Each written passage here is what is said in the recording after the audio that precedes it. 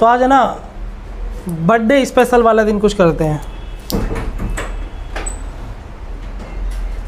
देखो यहाँ पर कोर्स ख़त्म होने के बाद तुम लोगों के सामने, सबके सामने, जितने भी यहाँ पे बैठे हुए ना, सब बंदों के सामने एक ही चैलेंज है यार, आफ्टर कोर्स करेंगे क्या। सब यही सोच रहे होंगे ना कि यार कोर्स तो कर लिया हमने, अब कोर्स करने के बाद आगे करना क्या है ना। सबसे बड़ा चैलेंज है। और तुम घर वालों को भी अब ज़्यादा नहीं बोल सकते, उल्टा घर वाले तुम्हें दो बात और सुना देंगे, यार कोर्स भी करवा दिया, अब तो कुछ कर लो। तो आज मैं यही बताने वाला हूँ आपको कि आफ्टर कोर्स करना क्या आपको, ठीक है। पहले चीज़ तो किसी को भी लाइन छोड़नी नहीं है, क्योंकि लाइन छोड़ोगे, कितनी लाइनें छोड़ोगे तुम, कब तक लाइनें छोड़ोगे, समझ रहे हो। चैलेंजेस हर एक लाइन में, हर एक लाइन में, तुम किसी में भी चले जाओ, किसी में भी, हर लाइन में चैलेंज है। और चैलेंज को अगर एक्सेप्ट नहीं करोगे ना, स्वीकार नहीं करोगे ना, तब तक आगे नहीं बढ़ पाओगे, ठीक है। अब जिनको अच्छा खासा नॉलेज है, जो कर सकते हैं, तो उनको तो मैं यही बोलूँगा अपनी शॉप ओपन करो। और जिनको डाउट्स है कि यार अभी भी मेरे हाई एंड स्किल नहीं बनी है या मेरे पास नॉलेज नहीं है, तो उसके लिए सबसे बढ़िया चीज़ है कि कहीं पे जॉब करो, कम से कम 1 साल तक जॉब करो, ठीक है। 1 साल अगर तुमने जॉब कर ली ना, तो बहुत सी चीज़ें तुम्हारी क्लियर हो जाएगी। देखो सिर्फ रिपेयरिंग ही नहीं होती है, कस्टमर को डील करना। कस्टमर अभी देखा कैसे चिल्ला रहा था, समझ रहे हो। तो हर जगह ये चीज़, ये चैलेंज आपको आएंगे। और सबसे बड़ी बात ये है कि बंदा वही निकलेगा जो झेल लेगा, और जो झेल नहीं पाएगा ना, वो आउट हो जाएगा। और जब आउट हो गया ना, तो दोबारा हिम्मत भी नहीं होगी इस लाइन में आने की, सीधी बता रहा हूँ। क्योंकि शुरुआत में इतने चैलेंजेस होते हैं, इतने चैलेंजेस होते हैं। एक तो नई चीज़, नई जगह, नया बिजनेस, नए कस्टमर, सारी चीज़ें नई होगी।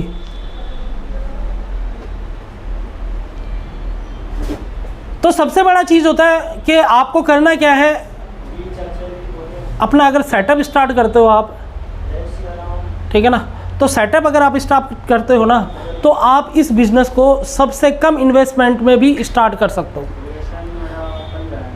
कितने भी बिज़नेस आप उठा लो, हर एक बिज़नेस इन्वेस्टमेंट मांगता है ना। ये भी मांगता है, ऐसी बात नहीं ये नहीं मांगता है, लेकिन ये कम इन्वेस्टमेंट में ज़्यादा प्रॉफिट वाला काम है, ठीक है। अगर जैसे मान लो, अगर हम छोटे मोटे बिज़नेस जैसे कपड़े का बिज़नेस पकड़ते हैं, है ना, तो एक पैंट अगर हम सेल करते हैं ना, तो वो एक पैंट पे 100 रुपये 150 रुपये का मार्जिन लेते हैं। लेकिन उसके लिए भी उन्हें स्टॉक रखना पड़ता है बहुत ज़्यादा, है ना। उनका जो स्टॉक होता है वो लाखों का होता है।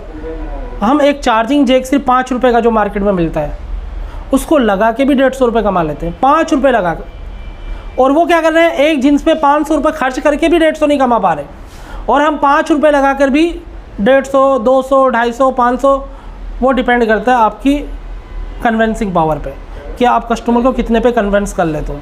और पूरा का पूरा जो बिज़नेस चलता है ना, बिज़नेस चलता है कन्वेंस पे, समझ रहे हो।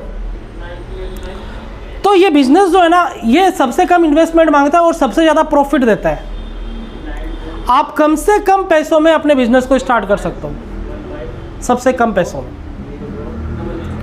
पहली चीज़।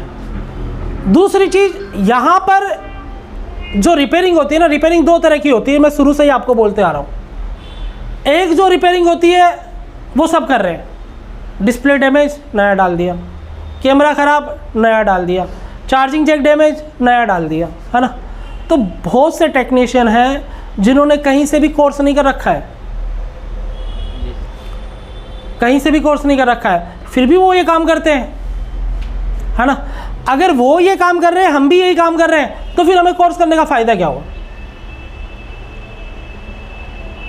तो हमने आपको यहाँ पर बहुत एडवांस तक चीज़ें बताई है, अगर आपने अच्छे से क्लासेस करी है तो, ठीक है। हमने आपको स्कीमेटिक्स का नॉलेज दिया है, हमने आपको आईसी लेवल तक की रिपेयरिंग के बारे में बताया है, हमने आपको आईसी रिबोल्ड करना, आईसी को स्वैप करना, ये सारी चीज़ें आपको सिखाई है। और सबसे बड़ी चीज़ है कि आईसी को स्वैप करना कब है, वो सारी चीज़ें आपको बताई है। समझ रहे मेरी बात? जब हम किसी मोबाइल फ़ोन के अंदर एक डिस्प्ले को चेंज करते हैं ना, फोल्डर को, तो अगर हम एक फ़ोल्डर चेंज कर रहे हैं ना, तो 1000 रुपये, हम एक बात पकड़ लेते हैं, 1000 रुपये का हमें फ़ोल्डर ख़रीदना पड़ता है, ठीक है। और जब हम कस्टमर को लगा के देते हैं ना, तो कस्टमर को जब हम लगा के देते हैं तो मैक्सिमम हम 1400 रुपये का लगा देते हैं खींच कर। वो भी बहुत कंपटीशन है इतना, बहुत से बंदे ऐसे हैं जो 1000 में लाते हैं 1200 में लगा देते हैं, है ना। बहुत से बंदे ऐसे 1000 में लाते हैं 1100 में लगा देते हैं। लेकिन मैंने आपको एक मैक्सिमम प्रॉफिट बताया है 400 रुपये खींच के, इससे ज़्यादा कस्टमर नहीं देता आजकल सब, क्योंकि ओपन रेट हो गई है। अब यहाँ पर जब हम एक फ़ोल्डर को चेंज करके देते हैं ना 1000 रुपये लगाने के बाद, तो हमारा जो प्रॉफिट होता है ना, वो होता है 400 का, मतलब 400 रुपये का, ठीक है। अब मान लो अगर हमने फ़ोल्डर चेंज ही नहीं करा और कस्टमर की प्रॉब्लम को सॉल्व कर दिया, जैसे ब्लैंक डिस्प्ले होगा, अगर डैमेज होगा तब तो कोई मैटर ही नहीं है, तब तो हमें फ़ोल्डर चेंज ही करना पड़ेगा। लेकिन ब्लैंक डिस्प्ले होगी, वाइट डिस्प्ले होगी, ग्राफिक प्रॉब्लम होगी, या फिर लाइट की प्रॉब्लम होगी, अगर तुम उसको रिपेयर करोगे तो यहाँ पे जो तुम्हारा प्रॉफिट होगा ना, वो पूरा होगा 1400, समझ लो, इससे 3.5 गुना ज़्यादा, और बिना इन्वेस्टमेंट, कोई इन्वेस्टमेंट भी नहीं है, समझ लो।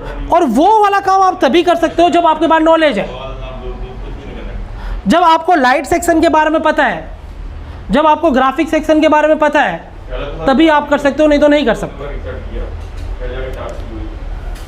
तो हमने आपको लाइट सेक्शन के बारे में भी बताया, हमने आपको ग्राफिक सेक्शन के बारे में बताया, हमने आपको स्कीमेटिक्स के बारे में बताया, हार्डवेयर सॉल्यूशन, बीट मैप, ये सारी चीज़ें हम आपको यहाँ पे पढ़ा चुके हैं। और इसके बाद भी कोई प्रॉब्लम आती है तुम्हें, तो हम देते हैं आपको लाइफ टाइम का बैकअप सपोर्ट, देते हैं ना। हमारे पास बहुत से बंदे हैं जो बाहर से, बिहार से, यूपी से, बंगाल से, हरियाणा से, दूर दूर से बंदे आते हैं, ठीक है। अब कोर्स करने के बाद, आफ्टर कोर्स, उनको जो प्रॉब्लम आती है, तो वो आकर फ़ोन लेकर थोड़ी ना आते हैं यहाँ पर कि भैया मेरे फ़ोन में सर ये प्रॉब्लम आ रही है, थोड़ा बता दीजिए, है ना। हम उनको फ़ोन पे सपोर्ट करते हैं। क्यों सपोर्ट करते हैं बॉस? इसलिए सपोर्ट करते हैं कि जितना स्टूडेंट का फीडबैक अच्छा होगा ना, उतना ही बिजनेस ग्रोथ करेगा हमारा, इसलिए करते हैं। आपका प्रॉफिट है ये, हम उसमें भी, हमारा भी प्रॉफिट है। अब जैसे मान लो यार, एक कस्टमर को आपने रिपेयर करके दिया फ़ोन, XYZ कोई भी प्रॉब्लम, ठीक है। आपने जैसे मान लेते फ़ोल्डर चेंज करके दिया, अब कस्टमर 1 घंटे बाद आया वापस, बोला यार जब से मैंने फ़ोल्डर चेंज कराया ना, तो इसमें स्पीकर काम नहीं कर रहा, गाने नहीं बज रहे। अगर तुम उसको बोलोगे यार इसके तो अलग चार्ज लगेंगे, है ना, ये इसमें हमारी क्या हेडेक है, हमने तो फ़ोल्डर चेंज करा, तो वो गलत टोन है, बिल्कुल गलत। आपकी जिम्मेदारी है, अगर कस्टमर दोबारा आया तो खोल के चेक करना कि हाँ भाई बैठो, शायद हो चुका होगा, कोई लूज़ कनेक्शन हो गया होगा, कोई भी रीज़न हो गया होगा, है ना। क्योंकि कस्टमर अगर आता है ना, अगर रिटर्न कस्टमर आता है कोई भी फॉल्ट रिपेयर करवाने के बाद, तो 99% वो जेन्युइन ही आएगा। कोई 100 में से 1% कस्टमर जो होते हैं बेकार वाले, है ना, तो वो आके बोल सकते हैं जानबूझकर उसका पहले ही ख़राब हो और बाद में आके तुम पे चेप दे, है ना। तो वो 100 में से 1% हो सकते हैं, पर 99% कस्टमर अगर प्रॉब्लम होगी जेन्युइन तभी आएगा। पहले उसका चल रहा था, अब होता है क्या, जैसे मान लो आपने फ़ोल्डर चेंज करा, है ना, लूज कनेक्शन होगा, ठीक से स्पीकर बैठा नहीं, और जब स्पीकर बैठा नहीं तो उसके अंदर प्रॉब्लम आ गई, स्पीकर बजेगा नहीं। क्लियर है ना बात? तो उस टाइम में आपको कस्टमर को वो चीज़ खोल के चेक करके बतानी है, ये नहीं उसको भगा देना है। क्योंकि देखो कस्टमर से एक बार पैसा कमाया नहीं जाता है, ये नहीं कि तुम एक बार पैसा कमा लो ख़त्म बात, वो नहीं होता है। कस्टमर से बार बार पैसा कमाया जाता है। ये मत सोचो कि यार अरे ये जाएगा तो दूसरा आ जाएगा, ऐसा नहीं है। ये सोचो कि ये जाएगा तो 10 को ख़राब भी कर देगा। और जिस दिन ये वाली थिंकिंग आ जाएगी ना आपके पास कि यार ये अगर ख़राब हो गया ना तो मेरे 10 कस्टमर और ख़राब हो जाएंगे, तो मैं गारंटी दे रहा हूँ, अगर 10, 20, 50, 100 रुपये आपके जेब से भी लगेंगे ना, तब भी आप कस्टमर को खुश करके भेजोगे। बड़ी बड़ी कंपनियां जितनी भी है ना, जैसे अगर हम मोबाइल की ही बात करें, आज के टाइम में ओप्पो, वीवो, सैमसंग नंबर 1 क्यों है पता है आपको? आफ्टर सेल सर्विस के कारण। समझ रही है? ये नहीं कि बेच दिया उसके बाद भैया देख लो, ऐसा नहीं है। अगर उनके पास कस्टमर जाता है ना तो उसको सर्विस मिलती है, और जब उसको सर्विस मिलती है ना तब वो रिटर्न कस्टमर उसका प्रोडक्ट खरीदता है। और जो कंपनियां, बहुत सी कंपनियां ऐसी है, हम नाम नहीं लेते हैं, बहुत सी कंपनियां ऐसी है, उनकी सेल बहुत अच्छी गई, वो ऐसे गए, लेकिन उनकी सर्विस इतनी ख़राब थी ना, वो ऐसे ही आके गिर गए। बेचना बहुत आसान है, समझ रहे हो ना? आप किसी दुकान पे जाओगे ना, आप बोलोगे ना भैया ये फ़ोन दिखा दो, तो वो आपको ना कोई भी फ़ोन बेचने के लिए ना वो उसकी ना सारी पॉजिटिव चीज़ें बताएगा, यार ये बहुत अच्छा है, इसकी सर्विस ऐसी है, ये है, अगर कोई भी प्रॉब्लम आए तो सीधा तुम मेरी दुकान पे आ जाना। मतलब बेचना उस टाइम उसको नहीं पता, उस टाइम अगर 2 दिन बाद भी दिक्कत आएगी तो क्या होगा उसे नहीं पता। वो ये उस टाइम यही बोलेगा, अगर कोई भी प्रॉब्लम आती है ना मेरे पास आ जाना। लेकिन जब कस्टमर 2 दिन के बाद भी उसके पास चला जाएगा ना, तो वो सीधा क्या करेगा पता? सीधा सर्विस सेंटर के नंबर लिख के दे देगा, भैया इस पे बात कर लो। यकीन नहीं है ना, तो ट्राई करके देख लेना। तो सेल और सर्विस है ना, दोनों बहुत ही अपोजिट है। बेचना अलग चीज़ है, और बेचने के बाद कस्टमर को संभालना अलग चीज़ है। तो हमेशा इस चीज़ का ध्यान रखो कि अगर आपने कोई भी मोबाइल फ़ोन रिपेयर करा है और रिपेयर करने के बाद कस्टमर को दिया है और उसमें कोई प्रॉब्लम आई और कस्टमर आपके पास आया है, तो कम से कम उसकी खुशी के लिए है ना, एक बार उसके सामने फ़ोन खोल के उसको बताना ज़रूर है कि सर देखो ये यहाँ से फ़ॉल्ट नहीं है, या हमारी फ़ॉल्ट नहीं है ना, ये आपका ख़राब ही है। समझा रहे हो मेरी बात? या अगर आपको फ़ॉल्ट लग रहा है तो उसको करके दे दो, ख़त्म बात। कस्टमर खुश होकर जाएगा, दोबारा आएगा। हमेशा इस पॉलिसी पे काम करो, समझ में आ रही हो? और अगर गलत पॉलिसी पे काम करोगे ना तो इस लाइन में इतने इरिटेट हो जाओगे तुम कि तुम्हें ये लाइन छोड़नी पड़ जाएगी। समझ रहे हो? इसलिए छोड़नी पड़ जाएगी क्योंकि रोज़ रोज़ तुम कस्टमर से लड़ाई नहीं कर सकते। अगर तुमने ख़राब करा है तो तुम्हें बना के देना है, अगर तुमसे ख़राब हुआ है तो तुम्हें बना के देना है। क्यों बना के देना है? क्योंकि उस कस्टमर से आने वाले टाइम में तुम्हें पैसा कमाना है, भगाना नहीं होता है कस्टमर को। और एक चीज़ और बताता हूँ मैं आपको, बहुत सी दुकानों में क्या होता है ना, लड़ाई झगड़ा जो हो रहा है ना, वो हो क्यों रहा है पता है? या किसी दुकान पहले शुरू में बहुत अच्छी चल रही थी, बाद में धीरे धीरे वो डाउन हो गया, कस्टमर से व्यवहार ख़राब है। जब कस्टमर पहली बार चढ़ता है ना दुकान पे, तो उसे नहीं पता होता कि ये सामने वाला क्या रिएक्शन है, क्या है, कुछ नहीं पता उसको। जब उससे बात करता है ना, तब उसे पता चल जाता है यार ये तो बेकार है, या ये बहुत अच्छा है। तो व्यवहार अच्छा रखो, व्यवहार अच्छा रखोगे तो बिजनेस आएगा। समझ लो? उसके बाद कुछ चीज़ें होती है, जब भी आपके पास फ़ोन आए ना, अगर तुम चाहते हो कि मोबाइल फ़ोन पे जब मैं काम करूं और काम करते समय, या फिर जब मैं कस्टमर को फ़ोन दूं तो कस्टमर से कोई भी किसी भी तरह का लड़ाई झगड़ा ना हो या बहसबाजी ना हो, तो कुछ एक चीज़ें मैं आज आपको बता रहा हूं, उस नियम को फॉलो कर लेना, कभी भी आपकी शॉप पे लड़ाई नहीं होगी, गारंटी है, 99% नहीं होगी। ठीक है? कौन कौन सा सबसे इंपॉर्टेंट चीज़ है? ELS। पता है ELS क्या होता है? किस को पता है ELS? पता है तुम्हें?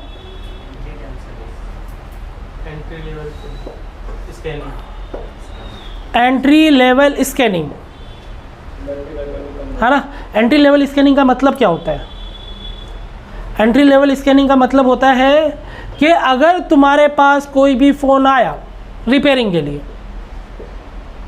ठीक है, और कस्टमर ने आके बोला कि भैया मेरा फ़ोन चार्ज नहीं हो रहा है, तो ये नहीं कि उसने बोल दिया चार्ज नहीं हो रहा, तुम मोबाइल फ़ोन खोल के जैक चेंज कर रहे हो, वो नहीं करना होता है। पहले चीज़ तो तुम्हें फ़ोन को ऐसे देखना है, हाथ में लेके उसकी फिजिकल कंडीशन क्या है। फिजिकल कंडीशन मीन्स फ़ोन की बॉडी पे कोई स्क्रैचेस वगैरह तो नहीं है, फ़ोन कहीं से टेम्पर्ड तो नहीं है, हार्ड स्क्रैचेस तो नहीं है, जो भी है उसके सामने ही उसको बता दो कि भैया देखो ये फ़ोन है, ये आपका यहाँ पे स्क्रैच है, ये ध्यान रखना पहली चीज़। आप चाहो तो एक फ़ॉर्म भी बना सकते हो, उस पर बाद में कस्टमर के साइन भी करवा सकते हो। तो अगर ये करना है तो ये कर लो, और ये आपको लग रहा है ये लंबा प्रोसेस है तो कस्टमर को एक बार दिखा ज़रूर देना कि यार ये स्क्रैच है। कल को ये ना हो जाए कि वो तुम्हें जब तुम उसको फ़ोन दो तब वो तुम्हें बोले यार ये क्या कर दिया मेरे फ़ोन पे। पहली चीज़, जब डेढ़ फ़ोन आ रहा है तो, और कस्टमर का कभी भी अगर डेढ़ फ़ोन आए और कस्टमर आके बोला मेरा फ़ोन चार्ज नहीं हो रहा है ना, समझ रहे हो मेरी बात, तो कस्टमर को पता है क्या बोलना है। सबसे पहले तो ये बोलना है चार्ज हो रहा है नहीं हो रहा है वो बात की बात है, फ़िलहाल मैं जो रिसीव कर रहा हूँ ना वो डेढ़ रिसीव कर रहा हूँ, ठीक है ना, अभी मेरे हाथ में ये फ़ोन ऑन नहीं है,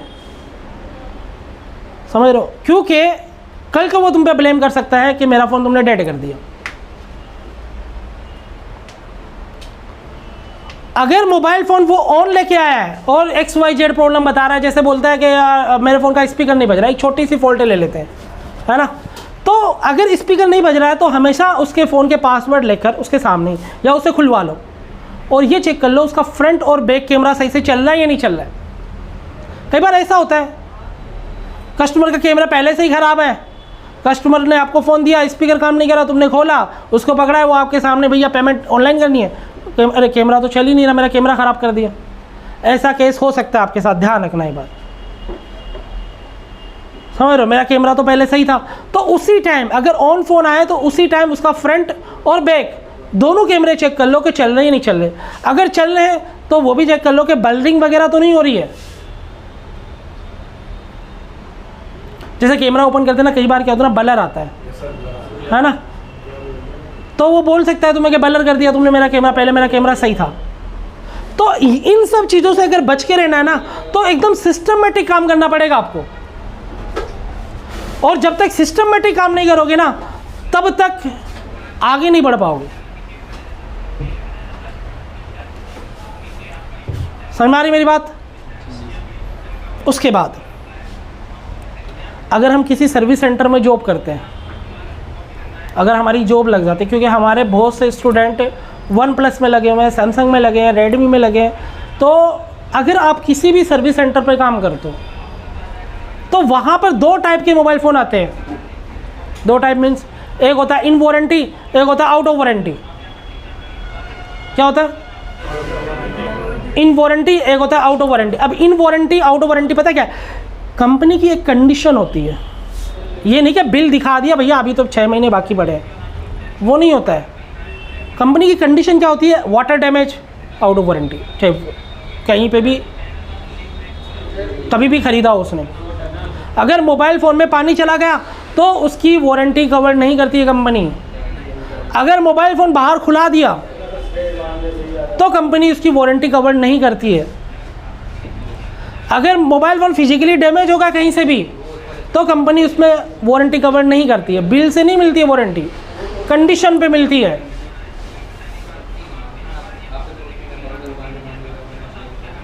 अब ELS में पहले तो हमें ऊपर से ही चेक कर लेना फिजिकली, आई स्कैनिंग जिसके हम बोलते हैं, फिर हमें फ़ोन को खोल के भी देखना होता है कि उसके अंदर कोई लिक्विड डैमेज तो नहीं है, या उसने स्क्रू तो नहीं खुलवा रखा है, या उसने कोई मोबाइल फ़ोन कहीं बाहर दिखवा तो नहीं रखा है। ये सारी कंडीशन चेक करनी होती है हमें सर्विस सेंटरों के अंदर। अब बहुत से स्टूडेंट को हम यहाँ पे पढ़ाते हैं ये चीज़। जब हम उनको इंटरव्यू के लिए भेजते हैं, उनसे पूछता है ELS के बारे में बता दो क्या होता है, तो वो बोलते हैं सर ELS क्या होता है हमें पता नहीं। अगर जॉब करना है तो इस चीज़ों के बारे में आपको पता होना चाहिए कि ELS क्या होता है। ये जॉब नहीं, ये आपकी बिजनेस के लिए भी फ़ायदेमंद है। कैसे फ़ायदेमंद है मैंने आपको बता ही दिया है। Water damage out of warranty, liquid damage out of warranty, या किसी भी तरह का कोई भी लिक्विड चला गया ना, किसी भी तरह का, जरूरी नहीं पानी ही जाए, दूध चला जाए, चाय चली जाए, छाछ चली जाए, कुछ भी, कंपनी उस कंडीशन में वारंटी नहीं देता है। फिजिकली डैमेज टेम्पर्ड, बाहर खुला रखा, ये सारी चीज़ें ELS में चेक होती है। मतलब एंट्री लेवल स्कैनिंग हम इसको बोलते हैं। उसके बाद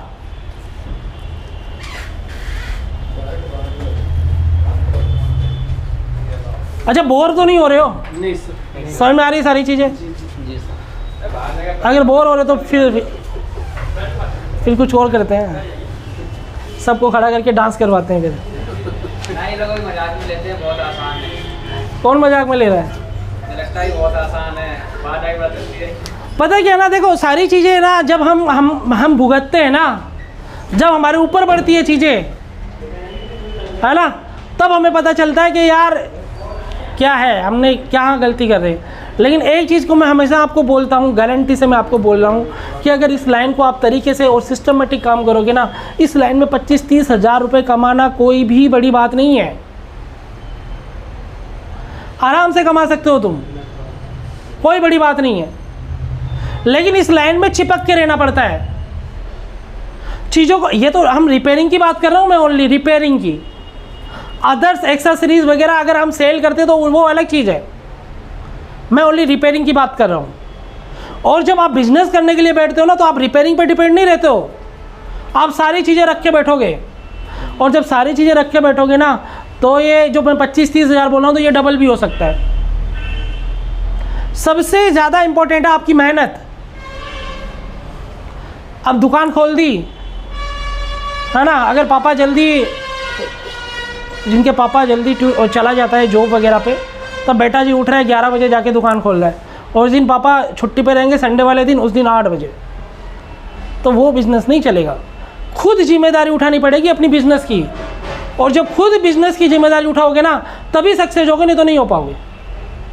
ये नहीं कि पापा के डर से तो खोल दिया, जिस दिन वो छुट्टी पे है वैसे 11 बजे जा रहे हो, तो सक्सेस नहीं हो पाओगे। सक्सेस तभी होगे जब अपनी जिम्मेदारी अपनी दुकान की, है ना, वो सारी चीज़ें तुम लेके चलोगे। उसके बाद बहुत मोबाइल फ़ोन, बहुत से ब्रांड मार्केट में है ना। अब जैसे बहुत से लड़के बोलते हैं, सर दुकान ओपन कर रहा हूँ, क्या क्या सामान रखूँ? अरे भाई तुम कितना ही रख लो, कम ही पड़ेगा। कितना पैसा लगाओगे तुम? नहीं लगा सकते इतना पैसा। तुम 1 करोड़ रुपए भी लगा दोगे ना, मैं गारंटी दे रहा हूँ, फिर भी तुम्हारे पास चीज़ें पूरी नहीं होगी, हो ही नहीं सकती, क्योंकि इतने सारी चीज़ें हैं। सबसे बढ़िया तरीका क्या है कि कम इन्वेस्टमेंट में तुम्हारे कस्टमर भी खाली ना जाए। सबसे बड़ी चीज़ है कि तुम्हें एक रिकॉर्ड बनाना है, एक फाइल बनानी है, या एक जो भी रजिस्टर बनाना है, और जो भी तुम्हारे पास कस्टमर आ रहे हैं ना, और जब हम मार्केट में बैठते हैं ना, तो हमें पता चलता है कि भैया इस चीज़ की ज़्यादा रिक्वायरमेंट है, या इस टाइप के कस्टमर ज़्यादा आ रहे हैं, उस चीज़ को नोटिस करो, नोट करो, वो माल रखो अपने पास। और तुम सोचो कि मैं पहले माल रखूँगा फिर काम करूँगा, तो पॉसिबिलिटी नहीं है। तुम कितना भी पैसा लगा दो, नहीं कर पाओगे पूरी। और कम इन्वेस्टमेंट में करना है, पहुँच करना एक बार।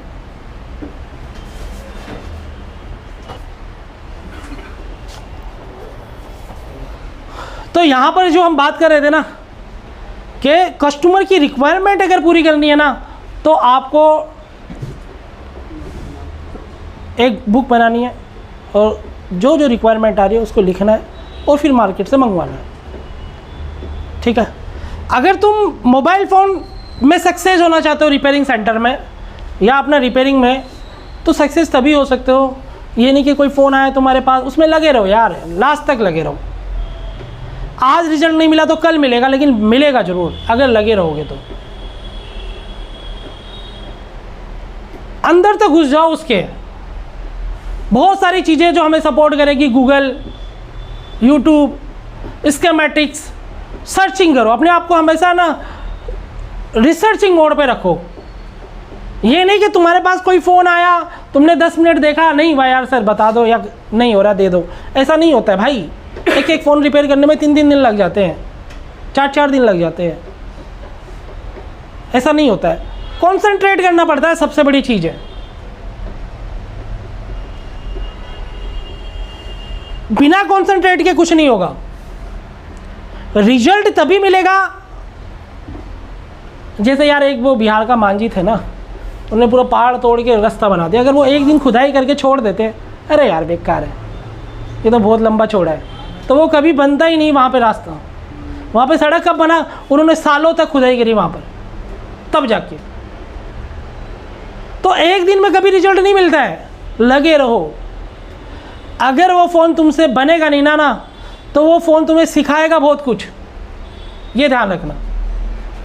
नहीं बना अलग बात है, लेकिन वो सिखाएगा बहुत कुछ, बहुत चीज़ें सिखा के चला जाएगा। बोलते ना, जब हमारे साथ हमारी चीज़ें कुछ ख़राब होती है ना, तो वो ख़राब होती है ना, तो उससे हमें सीखने को मिलता है। और चीज़ें ख़राब करके भी तुम अगर नहीं सीख पाते हो ना, तो फिर तो कोई नहीं सिखा सकता। सिंपल सी बात है।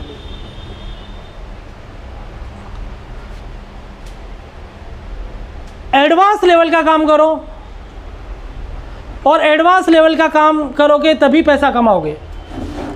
तुम पूरे दिन अगर बैठे हुए हो घर पे, शॉप पे, दुकान पे, तुम्हारे पास कोई काम नहीं आया मान लो, लेकिन अगर शाम को सेटर गिराते गिराते भी अगर एक फ़ोन आ गया ना जिसमें हैंगिंग लोगों की फॉल्ट है, सैमसंग का, ठीक है, और अगर तुम्हें डबल टेकर निकालना, लगाना, इंस्टॉल करना आता है, तो उस डबल टेकर को रिपेयर करके भी तुम 2500 से 3000 कस्टमर से ले सकते हो। और अगर तुमने ये रिपेयरिंग कर दी तो तुमने ये समझ लो पूरे दिन की दिहाड़ी निकाल ली अपनी।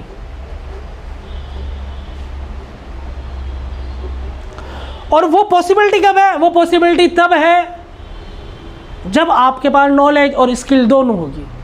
और स्किल जो होती है ना, वो एक दिन में नहीं बनती है। यार सर ने आपको बता दिया आईसी निकालनी ऐसे, आईसी को रिबोल ऐसे करा जाता है, आईसी को स्वेप ऐसे करा जाता है ना, वो सर ने आपको बता दिया। अगर आपको कोई इशू है तो आप दोबारा पूछो, लेकिन यहाँ पे नहीं सीख सकते। आप रेगुलर प्रैक्टिस करते रहोगे ना, तभी सीख सकते हो। स्किल जो होगी ना, वो आपको कोई नहीं दे सकता, नॉलेज दे सकता है। स्किल आपको खुद बनानी पड़ेगी। और स्किल कब बनेगी? जब आप प्रैक्टिस करोगे। भाई हम किसी से बाइक चलाना सीखते हैं तो वो एक बार ही तो बताएगा, ये थोड़ी ना कि डेली बताएगा। लेकिन तुम प्रैक्टिस करोगे ना उस बाइक को चलाने की, तो धीरे धीरे तुम अपने मोहल्ले से बाहर आके रोड पे आओगे, रोड से फिर मार्केट में आओगे, और मार्केट से फिर हाईवे पे आ जाओगे। वो तभी आएगा जब तुम डेली काम करोगे। और सबसे बड़ी चीज़ है तो ना, स्टूडेंट के अंदर डर बहुत होता है। सबसे नोटिस करने वाली बात है, सबके डर, देखो डर सबको लगता है ना, ऐसी बात नहीं है। लेकिन सिंपल सी बात है, डर के बाद जो होता है ना, वही रिजल्ट होता है। अब मान लो बहुत से फ़ोन ऐसे आते हैं कि कस्टमर आके बोला यार कल तक तो डिस्प्ले चल रही थी, अब आज पता नहीं क्या हो गया, इसमें डिस्प्ले नहीं चल रही है।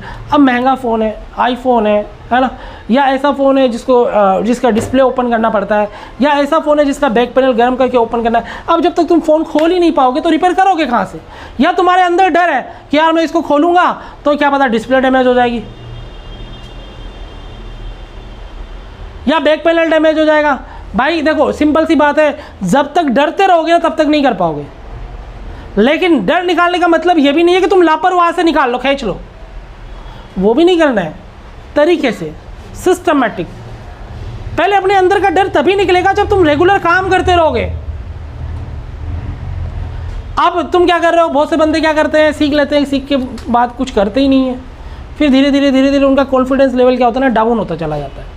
फिर उनमें हिम्मत ही नहीं आती है दुकान ओपन करने की या काम करने की। या उनके पास कभी कभार कोई फ़ोन भी आ जाता है ना, सर मैं तो जॉब कर रहा हूँ, कहीं और पे जॉब कर रहा हूँ, आप ही बता दीजिए क्या करना है। अरे भाई अगर तुम मान लो कहीं और जॉब कर रहे हो, तुम्हारा बजट नहीं बन पा रहा है, तुम काम नहीं कर पा रहे हो, कोई इशू नहीं है, एक तरीका और है।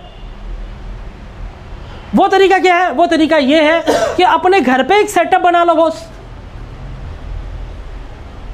अपने घर पे सेटअप बना लो, अपना जो कर रहा करते रहो। अपने घर पे एक सेटअप बनाओ। बहुत से बंदे घर पे सेटअप बना रखे और काम कर रहे हैं। तुम्हें जरूर नहीं दुकान खोलनी है। अगर तुम्हारा बजट नहीं बन पा रहा है या चीज़ें तुम्हारे अकॉर्डिंग नहीं है, अपने घर पे सेटअप बनाओ। जब तुम्हें टाइम मिले तब बैठ जाओ रिपेयरिंग करने के लिए। अब तुम बोलोगे कि सर अगर मैं घर पे सेटअप बनाऊंगा तो मेरे पास काम आएगा कहाँ से? यही चैलेंज है ना।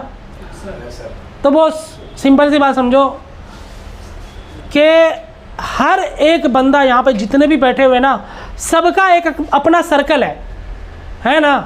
पड़ोसी है, दोस्त है, यार है, पापा मम्मी के भी सर्कल है, सबके सर्कल होते हैं। 300 रुपये तुम्हें खर्च करने अपना विजिटिंग कार्ड बनाने का। समझ लो 300 रुपये में 1000 विजिटिंग कार्ड बन के आ जाएंगे। अब जो भी तुम्हें मिले उसको ये कार्ड पकड़ा दो, बोल दे यार मैं पार्ट टाइम काम करता हूँ, घर पे ही काम करता हूँ, है ना। अगर तुमने 1000 कार्ड दे दिए लोगों को, जेन्युइन कार्ड, यानी कि किसी को भी पकड़ा दिया जो तुम्हारे सर्कल वाले बंदे हैं, है ना, 500 दे दिए, 100 दे दिए, अगर 100 में से अगर एक भी कॉल आने लगी ना तुम्हारे पास, तो डेली का तुम्हारा पार्ट टाइम काम स्टार्ट हो जाएगा और धीरे धीरे तुम्हारी मार्केटिंग बन जाएगी। उससे ये फ़ायदा होगा, सबसे बड़ा फ़ायदा पता क्या है, तुम काम करते रहोगे, छूटेगा नहीं तुम्हारा काम। ये सबसे बड़ा प्लस पॉइंट है। और अगर तुम काम छोड़ दोगे ना, फिर दोबारा तुम्हारी हिम्मत ही नहीं पड़ेगी वापस आने की, ना ही तुम्हें घर वाले सपोर्ट करेंगे। ये भी मैं बता रहा हूँ, जितने भी बंदे बैठे ना, सबकी एज इस टाइप की होगी कि नेक्स्ट टाइम तुम्हारे घर वाले तुम्हारा सपोर्ट नहीं करेंगे। तुम बोलोगे ना मैंने ये मोबाइल का तो कर लिया, मुझे कुछ और भी करना है ना, तो वो चप्पल निकालेंगे सीधा, गारंटी है। और सिंपल से बता रहा हूँ, अगर इस लाइन से जुड़े रहोगे चाहे किसी भी तरीके से, तो मैं ये तुम्हें नहीं बोल रहा हूँ कि तुम अपनी दुकान ही खोल लो, तुम्हारा बजट नहीं बन पा रहा, कोई इशू नहीं यार। देखो घर पे सेटअप बनाने के लिए क्या चाहिए, एक चाहिए हमें असेंबली मशीन, एक चाहिए हमें माइक्रोस्कोप, है ना, एक चाहिए आयरन, और कुछ छोटे मोटे टूल्स होते हैं जो बीजीए पेस्ट वगैरह आपको पता ही है ना, वही तो ला के रखने। मैक्सिमम से मैक्सिमम जो खर्चा पड़ेगा ना पूरा सेटअप के साथ 15 से 18,000 रुपये का। यही तो हो जाएगा तो 15,000। ये माइक्रोस्कोप 12 से 13,000 रुपये की, ठीक है। असेंबली मशीन 5,000 रुपये की। डीसी मशीन अगर आप लेके आओगे वो आप पे डिपेंड है। देखो यार टूल्स का तो कोई फिक्स है ही नहीं, जितना आप पैसा लगा दो उतने कम है, लेकिन अपना काम चलाओ अगर बनाना तो एक डीसी मशीन भी रख लो। अगर जरूरी नहीं है कि तुम 5,000 5 एम्पेयर वाली लाओ, 2 एम्पेयर की भी ला के एक बार स्टार्ट करो। जब तुम्हारे पास कुछ अर्निंग होने लग जाए तो इन्हीं पैसों से टूल्स बढ़ाते रहो। तो घर पे भी तुम अपना सेटअप लगा सकते हो, घर पे भी कर सकते हो सारी चीज़ें। अब देखो, अब एक एक करके अपने क्वेश्चन कर सकते हो अगर किसी को करना है तो, कुछ भी पूछना चाहता है तो। सर ये माइक्रो स्केल नहीं लेंगे तो काम नहीं होगा? माइक्रोस्कोप नहीं लोगे तो काम नहीं होगा, ये पूछ रहे हो? चिप लेवल का काम नहीं होगा, आईसी लेवल का रिपेयर का काम नहीं होगा। अब बोलते हैं सर बहुत से बंदे तो ऐसे ही कर लेते, वो अलग बात है, कर लेते होंगे सबका। अब देखो अगर कर भी लेते हैं ना तो प्रैक्टिस है सबकी अपनी अपनी। अब बहुत से बंदे तो ऐसे भी होते हैं जो पैरों से ना चल के हाथों से ऐसे चल जाते हैं, तो हम थोड़ी ना चल लेंगे। अब वो कैसे चल लेते हैं, क्योंकि वो प्रैक्टिस करते हैं डेली।